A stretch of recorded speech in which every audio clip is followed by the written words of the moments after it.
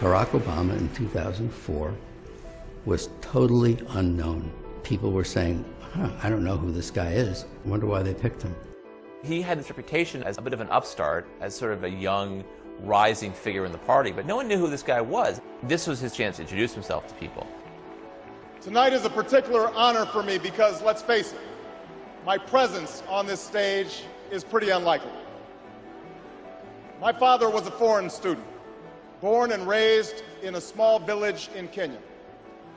What makes a great political speech is if you can somehow fold your story into this larger American story. The next thing he says is about his mother's family. His grandfather fought in World War II. He used the GI Bill. They settled in Kansas, so white people could say, he's just like us. My parents shared not only an improbable love, they shared an abiding faith in the possibilities of this nation. I stand here knowing that my story is part of the larger American story, that I owe a debt to all of those who came before me, and that in no other country on earth is my story even possible. Going into this speech, we've had 4 years of George Bush, and we felt as a country like we've grown further apart. 2004 was very much a divisive partisan race. Obama's speech is in some ways an antidote to that.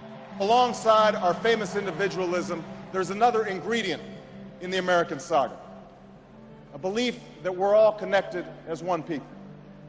If there's a child on the south side of Chicago who can't read, that matters to me even if it's not my child. If there's a senior citizen somewhere who can't pay for their prescription drugs and having to choose between medicine and the rent, that makes my life poorer even if it's not my grandparent. It is that fundamental belief, I am my brother's keeper, I am my sister's keeper, that makes this country work. E pluribus unum, out of many, one. He gives a speech that presages his entire political message of 2008, which is this sort of post-partisan argument. Now, even as we speak, there are those who are preparing to divide us. The spin masters, the negative ad peddlers, who embrace the politics of anything goes. Well, I say to them tonight, there is not a liberal America and a conservative America. There is the United States of America. Obama was born with two great gifts.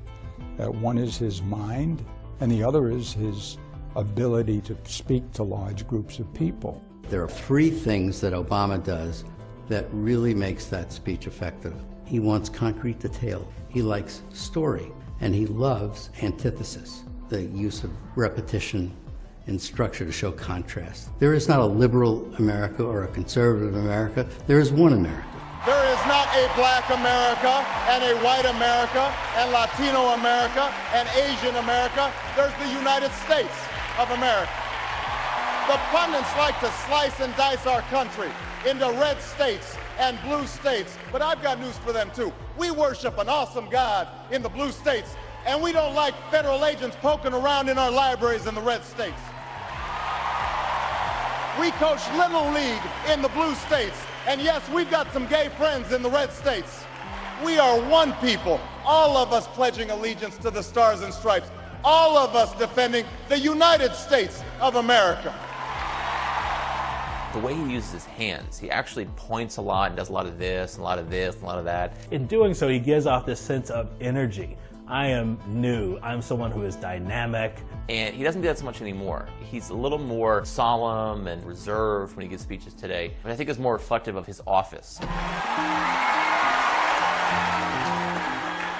In the end, that's what this election is about.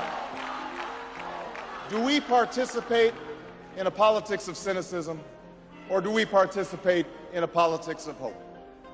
It's the hope of slaves sitting around a fire singing freedom songs. The hope of immigrants setting out for distant shores. The hope of a young naval lieutenant bravely patrolling the Mekong Delta. The hope of a mill worker's son who dares to defy the odds. The hope of a skinny kid with a funny name who believes that America has a place for him too. Hope in the face of difficulty.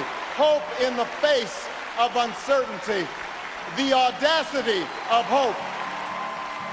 His appearance at that convention, which was the best speech of the convention, better than John Kerry's, was electrifying, and without it, he wouldn't be president. I think sincerity means a lot. There are people who, when they speak the truth as they see it, and they're very effective doing that. I believe this country will reclaim its promise, and out of this long political darkness, a brighter day will come. Thank you very much, everybody. God bless you.